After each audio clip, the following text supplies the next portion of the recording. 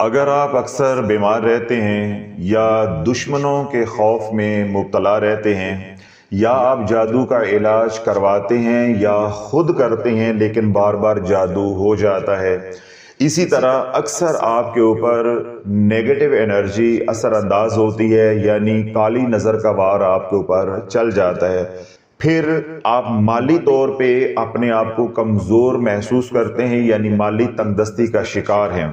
جن مسائل کا میں نے ذکر کیا ہے ان میں سے کسی بھی مسئلے نے آپ کو پریشان کیا ہوا ہے تو اللہ والو پریشان نہیں ہونا، انتہائی آسان عمل ہے۔ بعد نماز فجر اور بعد نماز عشاء سورہ کوثر 30واں سپارہ بسم اللہ شریف کے ساتھ اپنا دایاں ہاتھ جو ہے اپنے سر کے اوپر یوں رکھ کر تو بائیں ہاتھ کی انگلیوں کے اوپر آپ نے 11 مرتبہ سورہ کوثر پڑھنی ہے۔ بسم اللہ الرحمن الرحیم، انا اعطیناک الکوثر فصلی لربک وانحر ان شانئک ھو الابتر۔ یوں آپ نے 11 بار سورہ کوثر بسم اللہ شریف کے ساتھ اول و آخر ایک بار درود ابراہیم پڑھ لیں تو ٹھیک ہے، اگر وقت ہو، اگر وقت نہیں ہے تو آپ چھوٹا درود پاک یعنی درود اہل بیت بھی پڑھ سکتے ہیں۔ اللہم صلی علی سیدنا محمد وعلی آل سیدنا محمد۔ جتنے مسائل کا میں نے ذکر کیا ہے، نشاندہی کی ہے، ان تمام مسائل کے حل کے لیے یہ چھوٹا سا عمل کافی بھی ہے، شافی بھی ہے اور معافی بھی ہے۔ اس عمل کے ہوتے ہوئے آپ کو کسی اور عمل کی ضرورت نہیں ہے۔ اور اگر آپ جادو کا بہت زیادہ شکار ہو رہے ہیں تو دوسری ترتیب یہ ہو سکتی ہے کہ آپ ہر نماز کے بعد اسی سورہ کوثر کو 7 بار پڑھ لیا کریں۔ پہلی ترتیب جو میں نے بتائی ہے اس میں کیا ہے کہ 11 بار آپ بعد نماز فجر اور 11 بار بعد نماز عشاء پڑھیں گے۔ دوسری ترتیب یہ ہے کہ اگر آپ بہت زیادہ جادو سے متاثر ہیں، مال تنگ دستی کا شکار ہیں، قرض میں جکڑے ہوئے ہیں، گھر میں لڑائی جھگڑے ہیں، اکثر بیمار رہتے ہیں، اسی طرح آپ کو کسی کی نظر بہت زیادہ متاثر کرتی ہے، تو آپ ہر نماز کے بعد اس کو 7 بار بھی پڑھ سکتے ہیں۔ 2 ترتیبیں ہو گئی۔ تیسری ترتیب یہ ہے کہ جب بھی آپ گھر سے نکلیں کسی کام کے لیے بھی تو آپ 3 بار سورۃ کوثر پڑھ کر نکلیں گے، اول و آخر ایک بار درود پاک، تو اللہ والو مٹی کو بھی ہاتھ ڈالو گے اللہ سونا کر دے گا۔ یہ دکھنے کو، کہنے کو، کرنے کو، سننے کو چھوٹا سا عمل ہے لیکن اپنے اندر لامحدود فیض و برکات رکھتا ہے، اس لیے اس کو چھوٹا عمل سمجھ کے نظر انداز نہیں کرنا، اس کو اپنے معمولات میں شامل کرنا ہے، اس کو اپنے پلے باندھنا ہے۔ یہ آپ کے ساتھ تسبیحات کو شمار کر کے تسبیح پر پڑھنے سے بہت سے لوگ اعتراض کرتے ہیں اور بابا بلے شاہ رحمت اللہ علیہ کا حوالہ دیتے ہیں۔ اسی طرح دوسرے لوگ کہتے ہیں کہ اگر تم گن کر پڑھو گے تو اللہ تمہیں گن کر ہی دے گا۔ تو کیا ذکر اذکار شمار کر کے نہیں کرنا چاہیے؟ یعنی تسبیحات وغیرہ شمار نہیں کرنی چاہیے، یعنی ہمیں کھلا پڑھنا چاہیے؟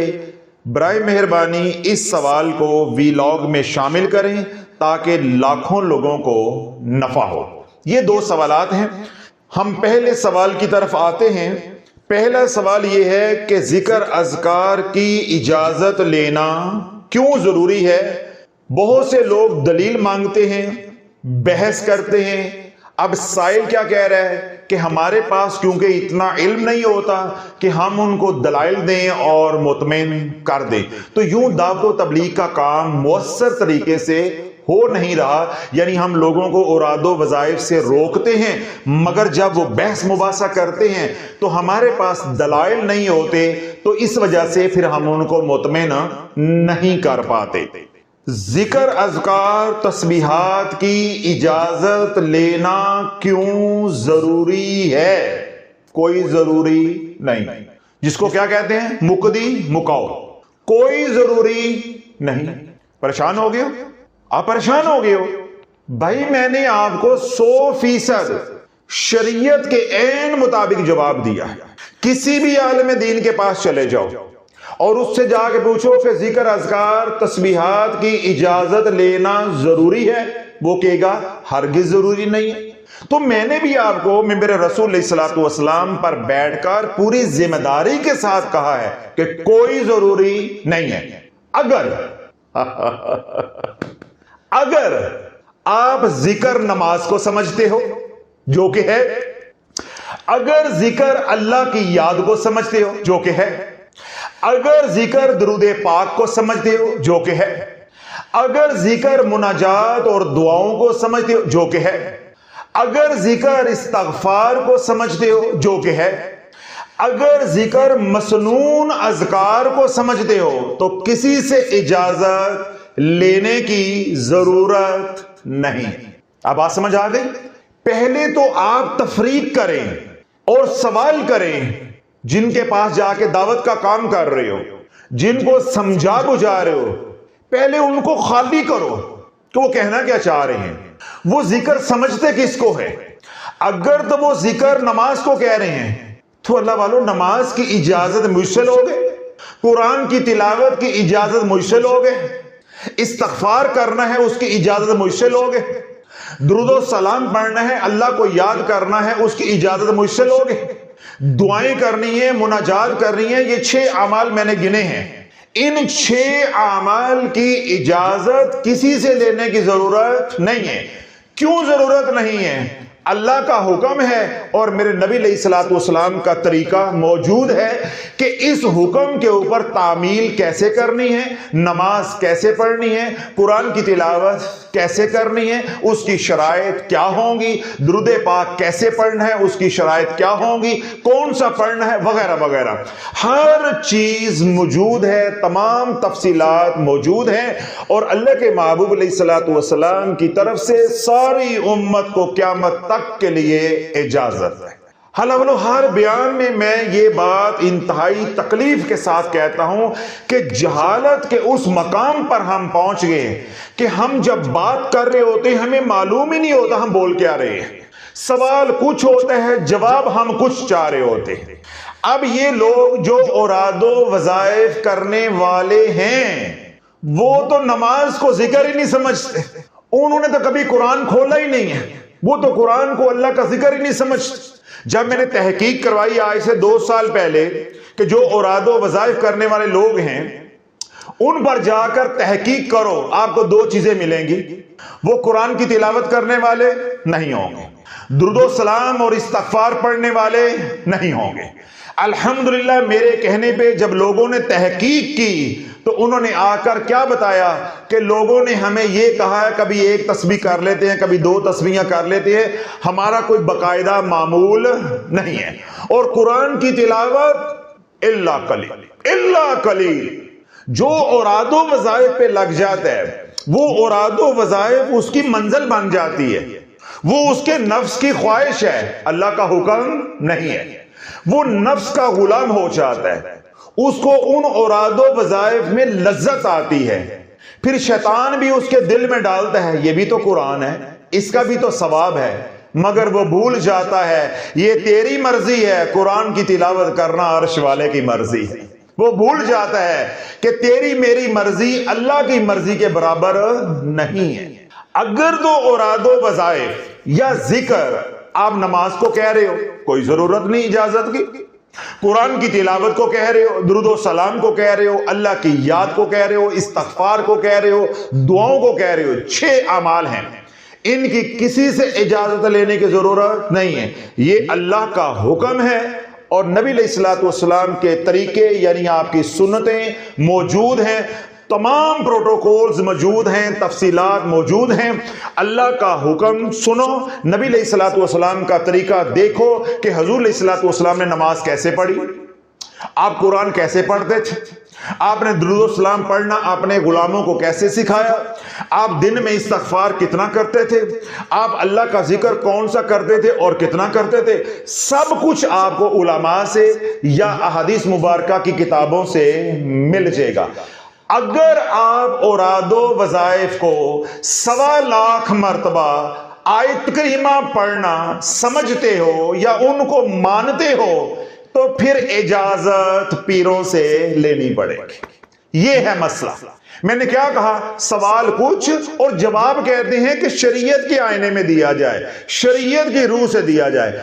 مجھے پہلے یہ بتاؤ کہ 1.25 لاکھ مرتبہ آیت کریمہ پڑھنا کون سی شریعت ہے، کون سی شریعت ہے؟ مجھے دکھاؤ قرآن کی کس آیت میں اللہ کا حکم آیا ہے اور کس حدیث میں میرے نبی علیہ الصلوۃ والسلام کا طریقہ موجود ہے۔ مجھے بتاؤ حامیم لا ینصرون پڑھنا کہاں آیا ہے حکم اس کا قرآن میں، اور میرے نبی کا طریقہ کہاں آیا ہے حدیث مبارکہ میں۔ مجھے بتاؤ کہ جو آپ سورۃ قریش پڑھتے ہو 1.25 لاکھ، اس کا حکم کہاں آیا ہے۔ مجھے بتاؤ یہ جو 129 مرتبہ سورہ کوثر صبح و شام گتھی پہ پڑھ کر حرام کے پیسوں کے اوپر پھونک مارتے ہو، اس کا حکم کہاں آیا ہے اور طریقہ کس حدیث پاک میں آیا ہے۔ اللہ والو 20 بیانات میں یہ بات سمجھا چکا ہوں، ان اوراد و وظائف کا شریعت کے ساتھ کوئی تعلق واسطہ نہیں ہے، یہ شریعت نہیں ہے مگر یہ شریعت کے خلاف بھی نہیں ہے۔ جس طرح طب کا علم ہے، آئی ٹی کا علم ہے، اور آج کے دور میں آرٹیفیشل انٹیلیجنس کا علم ہے، یا ای کامرس ہے، یا دیگر علوم ہیں، وہ شریعت نہیں ہے مگر وہ شریعت کے خلاف بھی نہیں ہے۔ اسی طرح اوراد و وظائف شریعت نہیں ہے، یہ شریعت کا حصہ نہیں ہے مگر یہ شریعت کے خلاف بھی نہیں ہے۔ اب آپ نے اپنے بدن کا علاج کروانا ہے، توجہ رکھیے گا بات کو مکمل کر رہا ہوں۔ اب آپ نے اپنے بدن کا علاج کروانا ہے، طریقہ ڈاکٹر سے پوچھو گے یا حضور علیہ الصلوۃ والسلام سے پوچھو گے یا اللہ سے پوچھو گے؟ اللہ والو تھوڑی پیا کرو، اپنی عقل کو استعمال کیا کرو۔ جب سوال کرتے ہو تو اس وقت اپنے اندر بھی جھانکا کرو، اپنے دماغ کو بھی استعمال کیا کرو کہ میں پوچھنے کیا لگا ہوں اور میں جواب کی توقع کیا رکھ رہا ہوں۔ اب میں نے ہرنیا کا آپریشن کروانا ہے تو میں یہ مسئلہ اپنے کنسلٹنٹ کے ساتھ جو ہے وہ ڈسکس کروں گا، اپنے سرجن کے ساتھ اس کو ڈسکس کروں گا، یا میں قرآن و حدیث کا حوالہ مانگوں گا۔ کسی نے اپنے کینسر کا علاج کروانا ہے تو وہ اپنے ڈاکٹر سے مشورہ کرے گا، یا طریقہ کار پوچھے گا، شرائط پوچھے گا، یا اللہ اس کے رسول سے پوچھے گا، یا قرآن و حدیث کھنگالے گا۔ کیوں آپ لوگوں کی عقل کام نہیں کرتی؟ یہ روحانی علاج ہے تو روحانی علاج کا طریقہ کار آپ کا روحانی معالج بتائے گا، وہ شرائط بھی بتائے گا۔ بدبختی تو یہ ہے، ہمارے ساتھ جو دھوکہ ہوا ہے وہ تو یہ ہے کہ ہمارے پیشواؤں کو ہی یہ بات معلوم نہیں ہے کہ اوراد و وظائف ایک الگ معاملہ ہے اور اللہ کا ذکر الگ معاملہ ہے۔ اب یہ جو لفظ ذکر ہے یہ کثیر المعانی ہے، جس طرح میں نے کہا کہ یہ نماز کے لیے بھی استعمال ہوا ہے، یہ نماز کے لیے بھی استعمال ہوا ہے، قرآن کی تلاوت کے لیے بھی استعمال ہوا ہے، اللہ کی یاد کے لیے بھی استعمال ہوا ہے، حضور علیہ الصلوۃ والسلام کے ذکر کے لیے بھی استعمال ہوا ہے، استغفار کے لیے بھی استعمال ہوا ہے، وعظ و نصیحت کے لیے بھی استعمال ہوا ہے۔ یہ کثیر المعانی لفظ ہے۔ اسی طرح یہ جو لفظ ذکر ہے یہ اوراد و وظائف کے لیے بھی استعمال ہوتا ہے، مگر جو ذکر آپ سمجھ رہے ہو یہ وہ نہیں۔ کوئی یہ کہے کہ قرآن کی تلاوت اور نماز ایک ہی بات ہے، اس کو بھی ذکر کہا گیا اور اس کو بھی ذکر کہا گیا، کیا اس کو عقل مند مانو گے یا اس بندے کو آپ نارمل مانو گے جو کہ جی نماز اور قرآن کی تلاوت ایک ہی بات ہے، جس نے قرآن کی تلاوت کر لی نماز ادا ہو گئی؟ کبھی آج تک ایسی بات سنی؟ یا کوئی یہ کہے کہ اللہ کی یاد کو بھی ذکر کہا گیا ہے اور نماز کو بھی ذکر کہا گیا ہے، تو جس نے اللہ کو یاد کر لیا اس کی نماز ادا ہو گئی؟ بھائی وہ الگ حکم ہے، یہ ایک الگ حکم ہے، وہ ایک الگ عمل ہے، یہ ایک الگ عمل ہے، درود پاک ایک الگ عمل ہے، استغفار ایک الگ عمل ہے، مناجات کرنا ایک الگ عمل ہے۔ یہ 6 اعمال ہیں، ان 6 اعمال کو ذکر سے تعبیر کیا گیا ہے، ذکر ہی کہا گیا ہے۔ اسی طرح اوراد و وظائف کو بھی ذکر ہی کہا گیا ہے، اور اسی طرح وعظ و نصیحت کو بھی ذکر ہی کہا گیا ہے، مگر یہ تمام اعمال الگ الگ الگ ہیں۔ جو شریعت کے اعمال ہیں، توجہ رکھیے گا، جو شریعت کے اعمال ہیں، نماز ہے، قرآن کی تلاوت ہے، اللہ کی یاد ہے، درود و سلام ہے، استغفار ہے، دعائیں ہیں، یہ جو 6 اعمال ہیں جن کو ذکر سے تعبیر کیا گیا ہے، کسی سے اجازت لینے کی ضرورت نہیں ہے۔ جب آپ اوراد و وظائف کی دنیا میں آؤ گے وہ شریعت نہیں ہے، وہ تیرے میرے بنائے ہوئے اعمال ہیں یا بزرگان کے اعمال ہیں، جن کے اعمال ہیں وہی اجازت دیں گے، وہی طریقہ بتائیں گے، وہی طریقہ بتائیں گے۔ اب یہاں پہ آ کے دوبارہ سوال پیدا ہوتا ہے کہ حضرت صاحب آج کے دور میں یوٹیوب پر سب کچھ موجود ہے، کتابوں میں سب کچھ موجود ہے، تو پھر ہمیں اجازت لینے کا نفع کیا ہوگا؟ اگر ہم اجازت نہ لیں، ہم کوئی یوٹیوب پہ عمل دیکھیں، ٹک ٹاک پہ کوئی عمل دیکھیں، رسالے کتاب میں کوئی عمل دیکھیں اور وہ عمل ہو ہماری ضرورت کا، تو ہم کر لیں تو کیا حرج ہے؟ کوئی حرج نہیں ہے۔ آپ یہ سمجھ رہے تھے کہ میں یہ کہنے لگا ہوں کہ حرج ہے؟ نہیں بھائی، آپ صحیح سوچ رہے ہیں، کوئی حرج نہیں ہے مگر حرج ہے۔ شروع میں بھی میں نے یہی بات کہی ہے نا کہ اجازت لینے کی ضرورت نہیں ہے مگر ضرورت ہے۔ جو شریعت کے اعمال ہیں جن کو ذکر سے تعبیر کیا گیا ہے ان کے لیے اجازت لینے کی ضرورت نہیں ہے۔ وہ اعمال جو شریعت نہیں ہے مگر شریعت کے خلاف بھی نہیں ہے، جن کو اوراد و وظائف کہا جاتا ہے، جنہوں نے وہ بنائے ہیں، جنہوں نے وہ لکھے ہیں، ان سے اجازت لینا بھی ضروری ہے، شرائط پوچھنا بھی ضروری ہے، طریقہ کار پوچھنا بھی ضروری ہے، اپنا ہادی اور مرشد پکڑنا بھی ضروری ہے، ورنہ ٹنگے نہیں ٹنگے جاؤ گے، ٹنگے نہیں ٹنگے جاؤ گے۔ اب آپ کے ذہن میں جو سوال آ رہا تھا کہ مجھے کوئی عمل مل گیا کہیں سے بھی اور وہ میری کیا ہے؟ ضرورت ہے۔ حضرت صاحب اگر وہ میں نے پڑھ لیا آپ سے اجازت لیے بغیر، فلاں سے اجازت لیے بغیر، تو کیا ہوگا؟ سنو، ایک بچہ ہو جاتا ہے 18 سال کا یا 18 سال سے اوپر کا، بات سمجھ آ رہی؟ آسان سی مثال دوں گا، انشاءاللہ آپ کے دل میں سارا مضمون اللہ اتار دے گا۔ ایک بچہ ہے، ایک نوجوان ہے، وہ کتنے سال کا ہو جاتا ہے؟ 18 سال کا، بالغ ہو گیا، آئی ڈی کارڈ بن گیا۔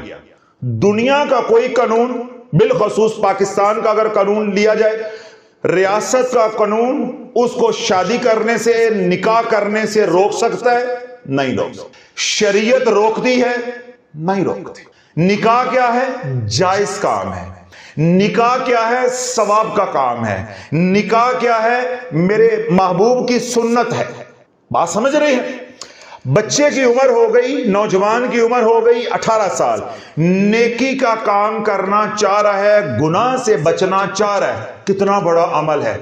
اللہ کا حکم، نبی علیہ الصلوۃ والسلام کی سنت، ریاست کا قانون اسے روک، مزہ نہیں آ رہا، مزہ نہیں آ رہا، اتنا لوہا گرم کیا پھر بھی آپ گرم نہیں ہو رہے۔ ریاست کا قانون اس نوجوان کو روک نہیں سکتا، اور اللہ اجازت دیتا ہے، یعنی شریعت ہماری اجازت دیتی ہے۔ شافعی کا سوال یہ ہے کہ وہ بیٹا تیرا ہے، وہ بیٹا تیرا ہے، 18 سال کا آج ہو گیا ہے، ایک خاتون کے ساتھ، ایک لڑکی کے ساتھ اس کی اٹی سٹی ہو گئی ہے، وہ لڑکی کو بھگاتا ہے گھر سے، کچہری میں لے جا کے، کورٹ میں لے جا کے، کورٹ میرج کر کے تیری بہو بنا کر گھر لے آتا ہے۔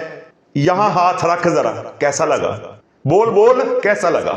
بھائی میں نے بنیاد بنائی ہے، پھر میں نے موقع پیش کیا ہے، ریاست کا قانون روکتا نہیں ہے، اس نوجوان کی عمر 18 سال ہو چکی ہے، شریعت منع نہیں کرتی، بلکہ شریعت نکاح کرنے کا حکم دیتی ہے، نبی علیہ الصلوۃ والسلام کی سنت بھی موجود ہے، اور اس کے بنیادی حقوق میں سے ایک حق بھی ہے۔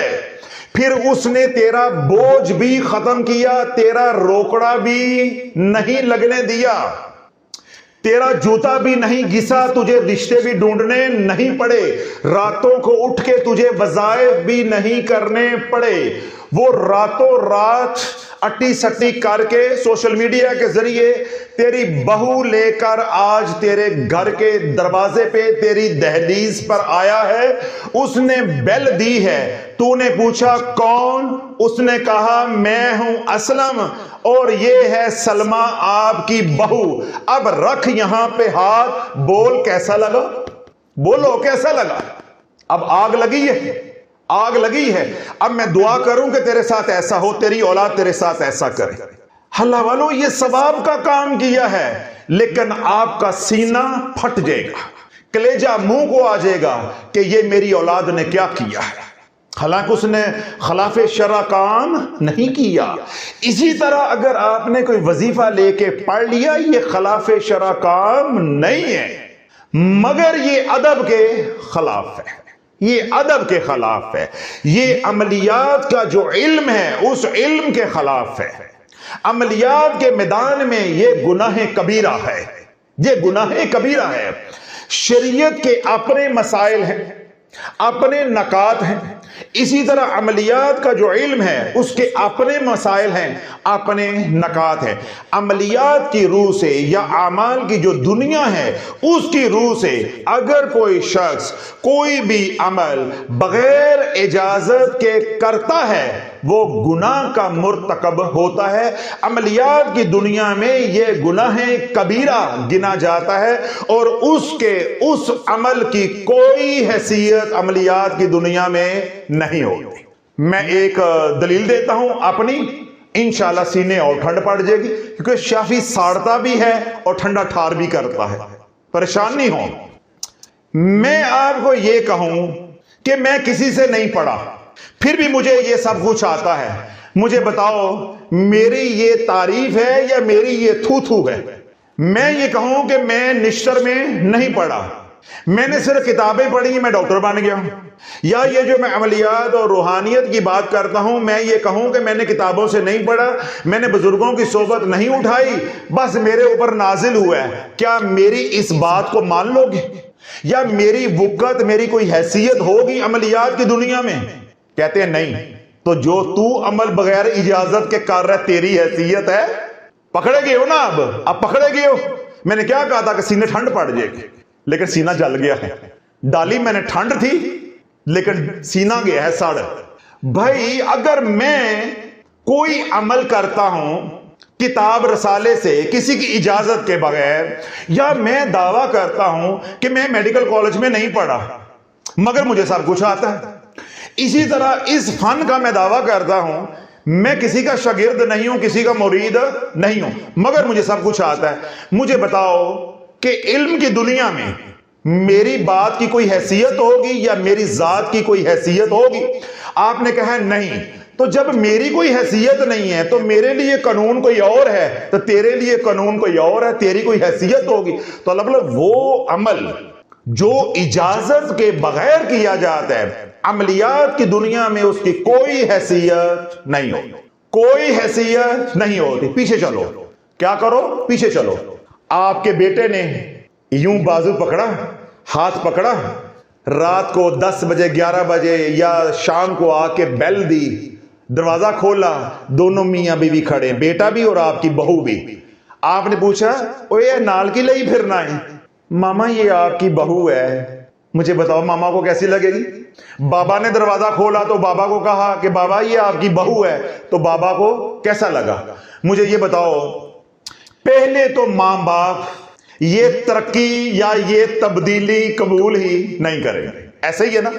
وہ غش کھا کے مر جائیں گے، گل گل کے مر جائیں گے کہ ہم نے اس کو پال پوس کے جوان کیا، ہمارا اتنا حق بھی نہیں تھا، یہ ہمارے سے مشورہ کر لیتا، ہمارے سے پوچھ لیتا، ہم اس کی خوشیوں میں شریک ہوتے، یہ ہماری خوشیوں میں شریک ہوتا، اور یہ خوشی کی گھڑی دیکھنے کے لیے ہم نے 18 سال انتظار کیا اور اللہ سے دعائیں کر کر کے ناک رگڑ رگڑ کے بیٹا لیا، اور آج اس نے کیا گل کھلایا ہے۔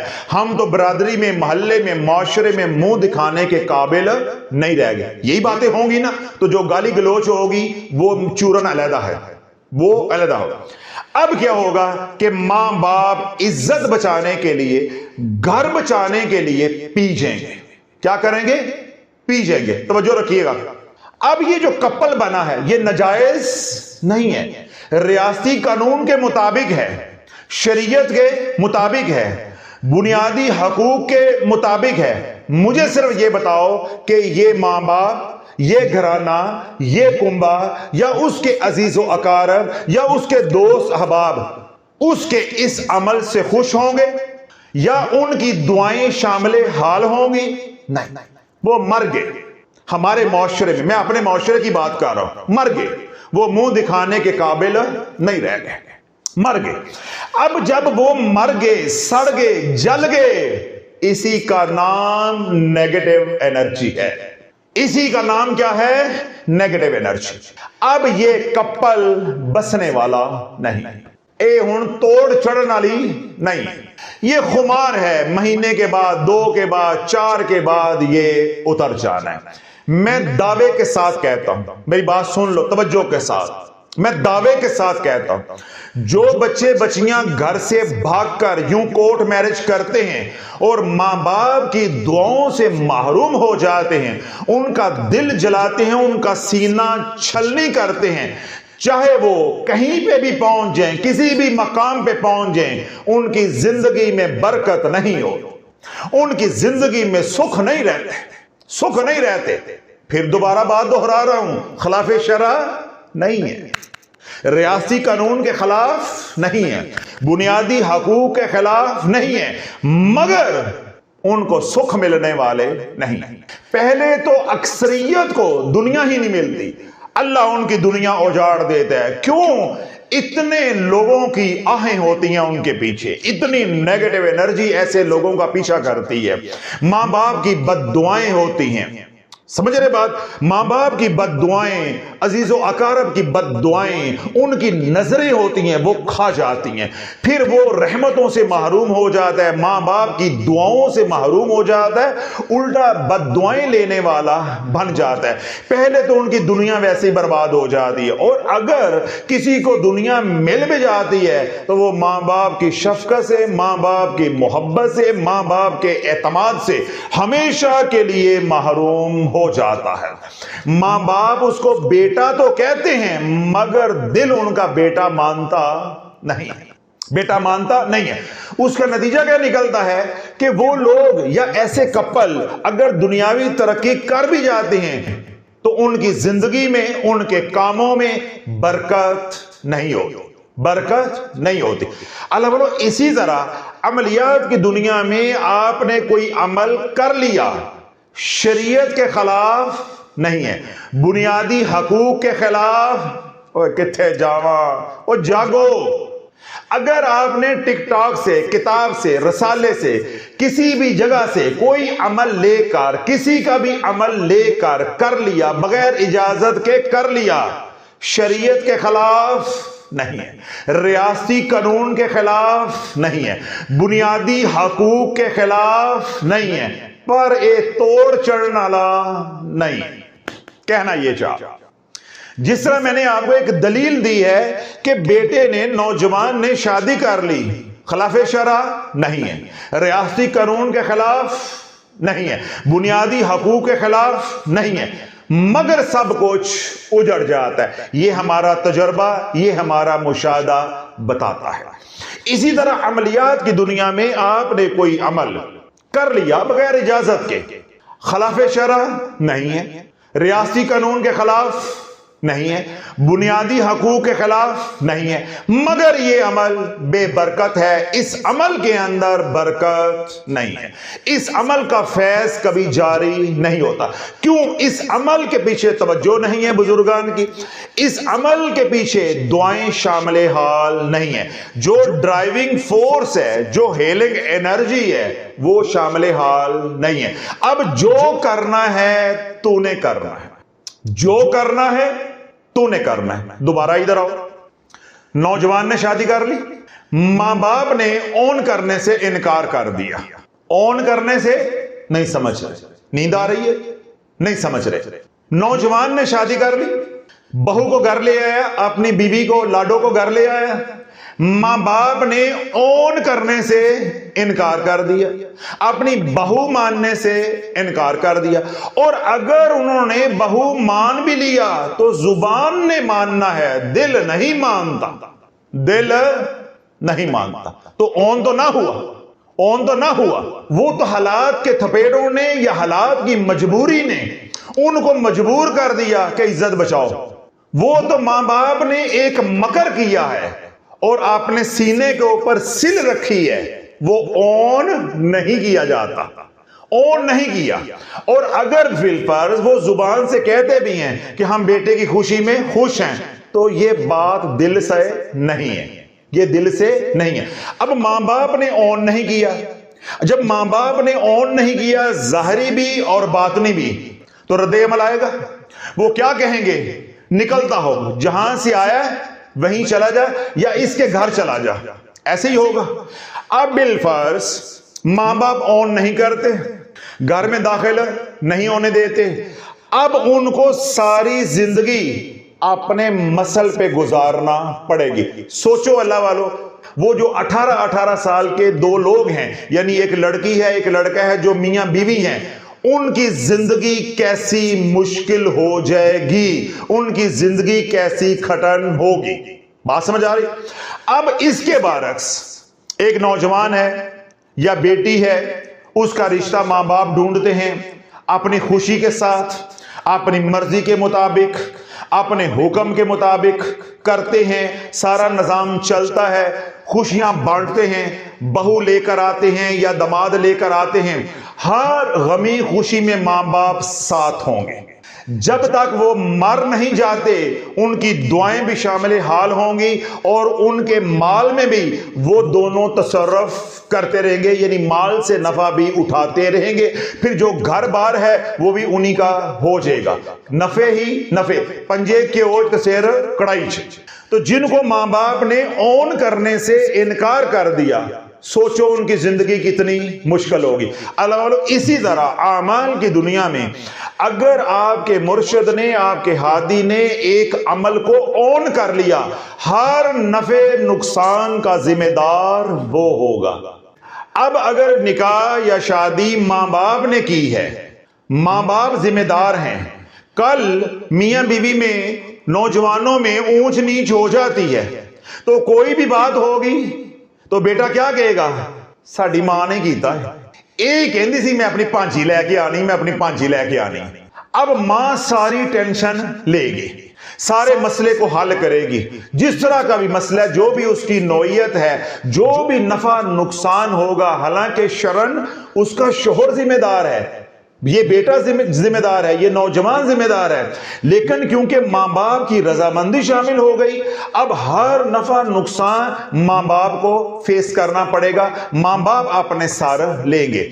جنہوں نے منمانی کر لی، کل وہی لڑکی جس کو وہ بہو بنا کر لے آیا ہے گیٹ پر، اور ماں باپ نے اون کرنے سے انکار کر دیا ہے، اب کل وہی اس کی بیوی اس کو نچاتی ہے یا 2 قطرے لال دوائی کے پلاتی ہے، مجھے بتاؤ ماں باپ کیا ہیلپ کریں گے؟ ماں باپ تو کہیں گے نا، جا ادھر ہی، کل ہماری مانی تھی، کل ہماری سنی تھی، تیری مرضی، تو نے مرضی سے کی تھی، تو جان تو تیری بڈی جان ہے، ایسے ہی ہوگا۔ اسی طرح عملیات کی دنیا میں اللہ والو، اگر عمل کرتے کرتے آپ پھنس جاؤ گے، پھر جب عامل کے پاس، استاد کے پاس، مرشد کے پاس، ہادی کے پاس جاؤ گے تو کوئی ذمہ داری لینے والا نہیں ہوگا، کوئی ذمہ داری نہیں لے گا۔ اگر آپ اجازت لے کر عمل کرو گے تو تمام ذمہ داری جس نے اجازت دی ہے، جو صاحب اجازت ہے، وہ تمام ذمہ داری اس کے اوپر ہوگی۔ اب آپ کو ساری کہانی سمجھ آ گئی کہ اجازت لینا کتنا ضروری ہے اور اجازت کی کیا برکات ہوتی ہیں۔ بس اپنے اوپر رکھ کے یہ سوچ لو، یا اپنے گھر کو سامنے تصور کر کے یہ سوچ لو، اگر آپ کے بچے خدا نخواستہ کل من مانی کریں تو آپ کا رد عمل کیا ہوگا، یا آپ کے تاثرات یا آپ کے جذبات کیا ہوں گے۔ پھر اسی کو عملیات کی دنیا میں لے آؤ کہ جب اعمال آپ اجازت کے بغیر کرو گے تو پھر آپ نے اپنی طاقت پر کرنے ہیں، ہر نفع نقصان کے آپ اسی طرح ذمہ دار ہوں گے جس طرح لو میرج کرنے والا یا کورٹ میرج کرنے والا کپل ذمہ دار ہوتا ہے۔ اور اگر آپ نے ان پریشانیوں سے، ان دقتوں سے، ان مشقتوں سے، ان آزمائشوں سے بچنا ہے تو پھر اجازت لے کر کرو، اجازت لے کر کرو گے۔ اللہ نہ کرے کسی موڑ پہ آپ الجھ جاتے ہیں، پیچھے دعائیں ہوں گی، پیچھے ہادی ہوگا، پیچھے مرشد کا ہاتھ ہوگا، وہ آپ کی رہبری کرے گا، آپ کی رہنمائی کرے گا، انشاءاللہ اس الجھن سے آپ نکل جائیں گے، زندگی ویران ہونے سے، زندگی برباد ہونے سے بچ جائے گی۔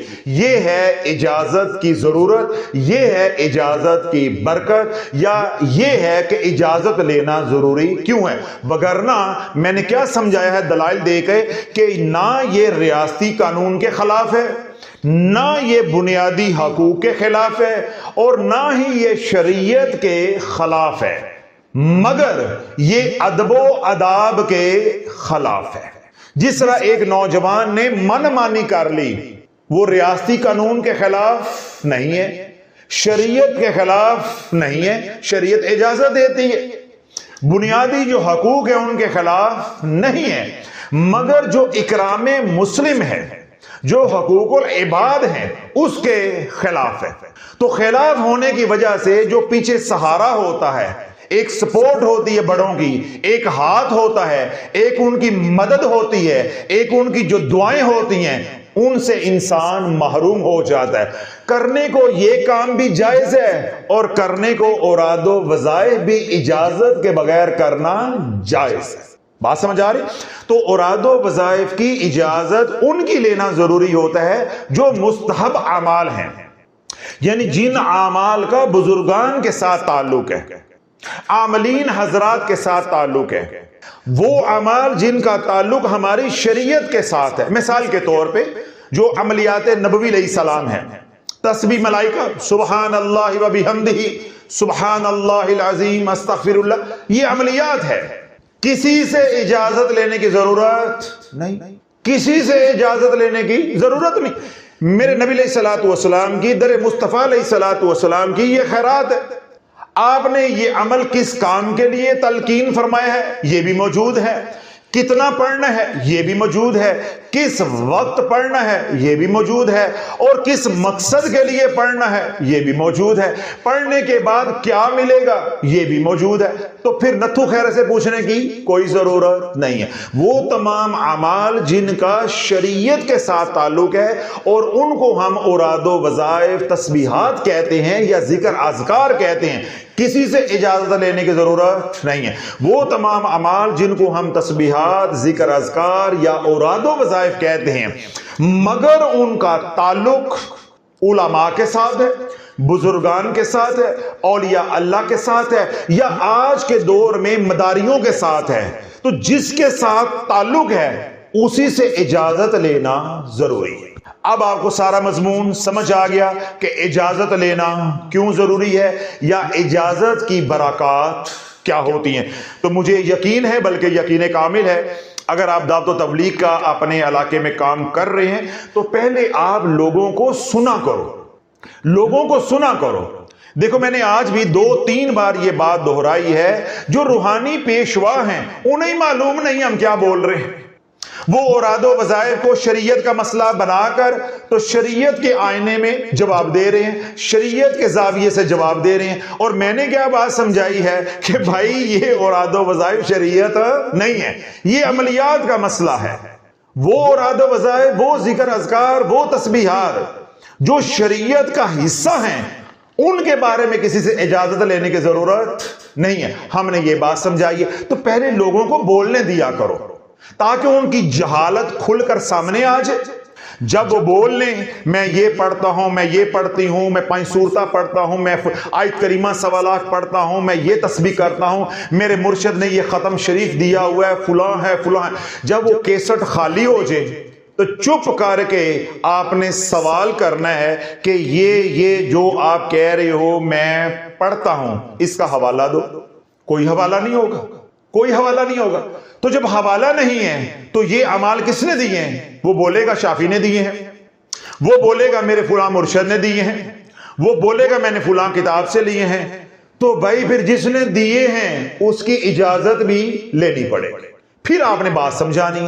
اور اگر وہ بالکل حق پر ہے، وہ شریعت کے اعمال کو ہی ذکر اذکار تسبیحات کہہ رہے تو پھر بالکل وہ درست ہے، آپ کو تائید کرنی ہے کہ کسی سے اجازت لینے کی ضرورت نہیں ہے۔ تو یوں دعوت و تبلیغ کا کام حکمت کے ساتھ، حلم کے ساتھ، علم کے ساتھ کرنا ہے۔ یہ 3 صفات آپ کے اندر ہونا ضروری ہیں۔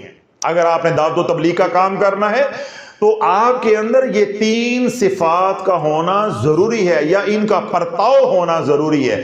آپ کے پاس علم بھی ہونا چاہیے، آپ کے پاس حکمت بھی ہونی چاہیے، اور آپ کے پاس حلم بھی ہونا چاہیے، یعنی برداشت بھی ہونی چاہیے۔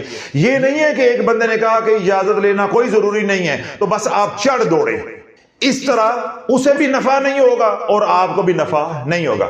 پہلے آپ نے کیا کرنا ہے کہ اس کو پولی پولی ڈولکی بجانے دو، وہ جو کہہ رہا ہے اسے بولنے دو، تاکہ آپ کو پتا چلے کہ بھائی یہ اوراد و وظائف کی بات کر رہا ہے، یہ کس کو اوراد و وظائف سمجھ رہا ہے۔ اگر وہ شریعت کے جو اعمال ہیں انہی کو اوراد و وظائف بول رہا ہے، ذکر اذکار تسبیحات بول رہا ہے، مسنون اذکار کو اوراد و وظائف کہہ رہا ہے، تو چپ کر جو، تائید کرو، بالکل ٹھیک ہے، اجازت کی ضرورت نہیں ہے۔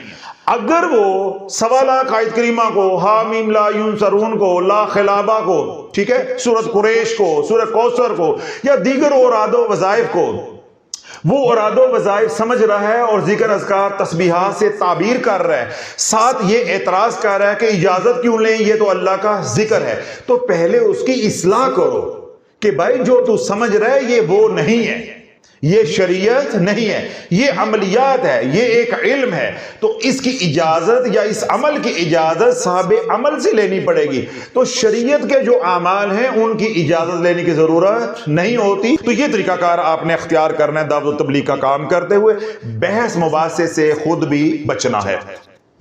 دنیا بھر میں جو لوگ سن رہے ہیں، آپ سمیت اگر آپ کا بھی کوئی سوال ہے اوراد و وظائف کے بارے میں، یا آپ پہلے سے علاج کر رہے ہیں اور آپ کو دقت درپیش ہے، یا اوراد و وظائف یا عملیات کی زکوٰۃ یا دیگر اعمال کے بارے میں کچھ آپ پوچھنا چاہتے ہیں، یا روحانیت یا تصوف کے بارے میں، احسان یا تزکیہ نفس کے بارے میں کوئی سوال کرنا چاہتے ہیں، تو آپ ہماری پیڈ آن لائن سروس سے استفادہ کر سکتے ہیں۔ 24 گھنٹے جب چاہیں، جس وقت چاہیں، آپ ہمیں ایک وائس نوٹ 3 منٹ سے 5 منٹ کا زیادہ سے زیادہ سینڈ کر سکتے ہیں۔ اگر 5 منٹ سے اوپر ہوگا آپ کو رپلائی نہیں ملے گا، اور اگر آپ کسی وجہ سے وائس نوٹ نہیں سینڈ کرنا چاہتے، آپ ہمیں میسج کر سکتے ہیں، ٹیکسٹ میسج کر سکتے ہیں۔ ٹیکسٹ میسج آپ ہمیں 10 لائنوں کا کریں گے، 11 لائنیں بھی ہوں گی، آپ کو جواب نہیں ملے گا۔ اگر آپ نے ٹیکسٹ میسج کر دیا تو آپ وائس نہیں کر سکتے، اور اگر آپ نے وائس کر دیا تو آپ ٹیکسٹ میسج نہیں کر سکتے، دونوں میں ایک کرنا ہے۔ اسی طرح جب آپ نے ٹیکسٹ میسج کر دیا یا وائس نوٹ ہمیں سینڈ کر دیا اور آپ نے ایڈمن سے رجسٹریشن کروا لی، اب آپ نے بار بار کال نہیں کرنی، ٹیکسٹ میسج نہیں کرنا، ریمائنڈر نہیں دینا۔ بار بار کال کریں گے آپ کا نمبر ٹاپ پر جاتا رہے گا، آپ کو رپلائی نہیں ملے گا۔ تو یہ بنیادی نکات ہیں ہماری پالیسی کے، وہ بھی میں نے واضح کر دی ہیں کہ کسی کو بھی ہماری وجہ سے تکلیف نہ ہو، زحمت جو ہے وہ اٹھانا نہ پڑے۔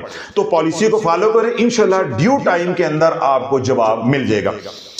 اگر آپ کا مسئلہ، آپ کا سوال، آپ کا جو ایشو ہے وہ اجتماعی نوعیت کا ہوگا تو آپ کی اجازت کے ساتھ آج کی طرح ویلاگ کا حصہ بنا دیں گے، آپ کو بھی نفع ہوگا انشاءاللہ، اور آپ کی برکت سے، آپ کی توسل سے لاکھوں لوگوں کا نفع ہوگا۔ اور اگر آپ کا ایشو، آپ کا مسئلہ، آپ کا سوال پرائیویٹ نوعیت کا ہے، نجی نوعیت کا ہے، تو آپ کو پرائیویٹلی یعنی وائس نوٹ کے ذریعے رپلائی کر دیا جائے گا۔ دنیا بھر میں جو لوگ پریشان حال ہیں، اللہ ان کی پریشانیوں کو دور عطا فرمائے، جو دکھی ہیں اللہ ان کے دکھ دور عطا فرمائے، جو سکھی ہیں اللہ ان کو مزید سکھ عطا فرمائے۔ وہ تمام حضرات جن کو اللہ رب العزت نے نعمتوں سے مالا مال کیا ہے، اللہ برکتیں بھی نازل فرمائے، تاکہ وہ تمام نعمتیں ہیں ان کی نسلوں کو بھی ہنڈانا نصیب ہو۔ آپ سمیت دنیا بھر سے وہ لوگ جنہوں نے دعاؤں کے لیے کہا ہے، اللہ ہماری گزارشات کو، ہماری درخواستوں کو، ہمارے ٹوٹے پھوٹے الفاظ کو، ہماری التجاؤں کو ان کے حق میں قبول و منظور فرمائے، اور ان کی مقبول اور مبرور دعاؤں کو ہمارے حق میں قبول و منظور فرمائے۔ دنیا بھر میں وہ لوگ جو بیمار ہیں، روحانی مریض ہیں یا بدنی مریض ہیں، گھروں میں ہیں یا ہسپتالوں میں ہیں، بچے ہیں، بوڑھے ہیں، شہری ہیں یا دیہاتی ہیں، عربی ہیں یا عجمی ہیں، اللہ سب کو صحت والی، سلامتی والی، خیر والی، برکت والی حیاتی عطا فرمائے۔ دنیا بھر میں وہ لوگ جو شافیہ روحانی سینٹر انٹرنیشنل پر آتے ہیں، خانقاہ دارالشفا میں آتے ہیں، یا سلسلہ علیہ قادریہ شافیہ میں مرید ہیں، یا دنیا بھر سے وہ لوگ جو شافیہ سوشل میڈیا کے متعلقین ہیں، محبین ہیں، مخلصین ہیں، اللہ سب کی جان کی، مال کی، اولاد کی، ایمان کی، عزت کی حفاظت فرمائے۔ دنیا بھر سے وہ لوگ جو ہمارے سے محبت کرتے ہیں، عقیدت رکھتے ہیں، یا دنیا بھر میں وہ لوگ جو سلسلہ عالیہ قادریہ شافیہ کے پیغام کو عام کر رہے ہیں یا اپنے مقام پر رہتے ہوئے دعوت و تبلیغ کا کام کر رہے ہیں، یا وہ خوش نصیب جو شافی کی سوچ کو، فکر کو، صدا کو گھر گھر میں پہنچا رہے ہیں، یا وہ خوش نصیب جو خانقاہ کی مالی، بدنی، وقتی خدمت کرتے ہیں، اللہ ان سب کو ہر طرح کے شر سے، مرض سے، قرض سے، ذلت سے۔ اللہ کے محبوب علیہ السلام کا ارشاد پاک ہے، حضرت سیدنا ابو امامہ رضی اللہ تعالی عنہ نے اس حدیث پاک کو روایت کیا ہے کہ حضور علیہ السلام نے ارشاد فرمایا کہ صرف 4 چیزیں ہیں جو اللہ کے عرش کے نیچے سے اتری ہیں، ان 4 چیزوں کے علاوہ کوئی ایسی چیز نہیں ہے جو اللہ کے عرش کے نیچے سے نازل ہوئی ہو۔ ان 4 چیزوں میں سے پہلی ہے ام الکتاب یعنی سورہ فاتحہ، دوسری ہے سورہ کوثر، اور تیسری ہے آیت الکرسی، اور چوتھی ہے سورہ بقرہ کی آخری 2 آیات۔ اللہ کے نبی علیہ السلام کا ارشاد پاک ہے، سیدنا انس بن مالک رضی اللہ تعالی عنہ روایت کرتے ہیں کہ ہم حضور علیہ السلام کی بارگاہ میں بیٹھے تھے کہ حضور علیہ السلام پر نیند کا غلبہ ہوا، یعنی نیند طاری ہوئی۔ تو جب حضور علیہ السلام اس کیفیت سے نکلے تو آپ نے تبسم فرمایا، یعنی جب حضور علیہ السلام نیند سے دوبارہ بیدار ہوئے تو آپ مسکرائے، آپ نے تبسم فرمایا۔ پھر اللہ کے نبی علیہ السلام نے ارشاد فرمایا کہ ابھی ابھی میرے پہ قرآن نازل ہوا ہے، اللہ رب العزت نے ایک سورہ مبارکہ کو نازل فرمایا ہے، اور وہ سورہ مبارکہ ہے سورہ کوثر۔ اللہ رب العزت نے مجھے کوثر عطا کی ہے۔ کیا آپ کو معلوم ہے کہ کوثر کیا ہے؟ حضرت انس بن مالک رضی اللہ عنہ روایت کرتے ہیں کہ صحابہ نے حضور علیہ السلام کی بارگاہ میں عرض کی کہ یا رسول اللہ، اللہ اور اس کا رسول ہی بہتر جانتا ہے کہ کوثر کیا ہے۔ تو پھر اللہ کے نبی علیہ السلام نے صحابہ کو مخاطب کر کے ارشاد فرمایا کہ کوثر سے مراد وہ نہر ہے جو جنت میں ہے، اللہ نے وہ نہر مجھے عطا کی ہے جس نہر پر میری امت آئے گی، اور جن برتنوں میں میری امت پانی پیے گی ان برتنوں کی تعداد ستاروں کے برابر ہے، یعنی جنت کے برتنوں میں پانی پلایا جائے گا، ان کی تعداد جو ہے وہ ستاروں کے برابر ہے۔ اللہ بولو، اگر حضور علیہ السلام کی شفاعت چاہتے ہو یا حوض کوثر پہ ان جنت کے برتنوں میں پانی پینا چاہتے ہو تو سورہ کوثر کا انتہائی مجرب عمل اور انتہائی آسان عمل اپنے معمولات میں شامل کر لو۔ وہ عمل کیا ہے کہ 7 مرتبہ سورہ کوثر، ہر بار بسم اللہ شریف کے ساتھ، اول و آخر ایک بار درود ابراہیم۔ یہ آسان سا عمل ہے، اس کو اپنے معمولات میں شامل کرو، صبح 7 بار اور رات کو بھی 7 بار۔ جب 7 بار سورہ کوثر، ہر بار بسم اللہ شریف کے ساتھ اور اول و آخر ایک بار درود ابراہیم، یوں جب آپ صبح و شام پڑھو گے تو اللہ رب العزت آپ کو دشمنوں کے شر سے، حاسدین کے حسد سے، اور مخالفین کی مخالفت سے، جادو کے وار سے، کالی نظر کے وار سے ہمیشہ محفوظ رہے گا۔ اور سب سے بڑا نفع جو ہوگا، آپ کا دل اعمال کی طرف لگا رہے گا، آپ کا دل جو ہے اللہ رب العزت کے ذکر کی طرف، فکر کی طرف جو ہے وہ راغب رہے گا۔ اگر اپنی زندگیوں کو سکھی بنانا چاہتے ہو، آج کے اس پرفتن دور میں، شر کے دور میں، فتنے سے بچنا چاہتے ہو، شر سے بچنا چاہتے ہو، حضور علیہ السلام کی محبت چاہتے ہو، یا جادو کے وار سے بچنا چاہتے ہو، تو سورہ کوثر کو ان اعمال کے اندر شامل کر لیں جو اعمال آپ پہلے سے کر رہے ہیں۔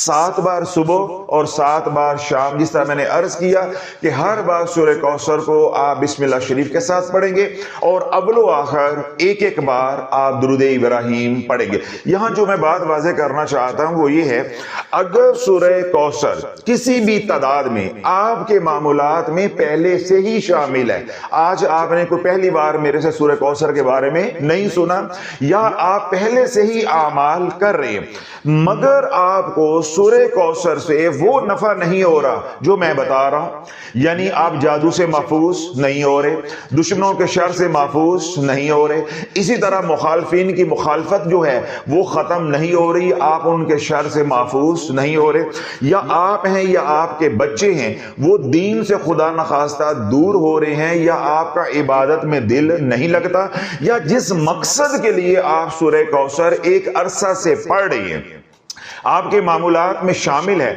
मगर वो मकसद हासिल नहीं हो रहा, वो नतीजा, वो नफा आपको नहीं मिल रहा, तो फिल फौर आप हमारे ऑफिशियल चैनल तलाश पे जाएं, वहां पे जाकर आप एक दो बयानात को रोजाना की बुनियाद पे सुने। इंशाअल्लाह अजीज कलील अरसे में आपको मालूम हो जाएगा कि आप गलती कहां कर रहे हैं। जब आपकी इंशाअल्लाह बयानात सुनते सुनते गलती भी पकड़ी जाएगी, फिर उसकी इस्लाह भी हो जाएगी। इस्लाह करने के बाद जब आप सूरह कौसर मेरे बताने पे यानी 7 बार वाला अमल करोगे, या जो अमल किसी ने पहले बताया हुआ है, या जो अमल आप पहले से कर रहे हो, अल्लाह के हुक्म से वो अमल नफा देगा। अगर तो ये मसला है तो पहले अपनी आपने इस्लाह करनी है कि सूरह कौसर तो मैं पढ़ रहा हूं मगर नफा नहीं हो रहा। इस्लाह के बगैर, गलती को दूर किए बगैर या गलती का अजाला किए बगैर पढ़ते जाओगे तो आपको नफे की बजाय नुकसान होना शुरू हो जाएगा। और अगर सूरह कौसर आपके पहले से मामूलात के अंदर शामिल नहीं है, या पहले से आप जिक्र अस्कार करने वाले नहीं है, मगर आज आप चाहती हैं कि मैं दुश्मनों के शर से महफूज रहूं, मैं फितने से महफूज रहूं, हासदीन के हसद से महफूज रहूं, जादू के वार से महफूज रहूं, या काली नजर के वार से मैं महफूज रहूं, मैं भी नमाजी रहूं, सोमो सलात का पाबंद रहूं, और इस तरह मेरी अगली नस्ल भी जो है वो सोमो सलात की पाबंद हो, तो महज छोटा सा अमल 7 बार सूरह कौसर सुबह और 7 बार बाद नमाज़े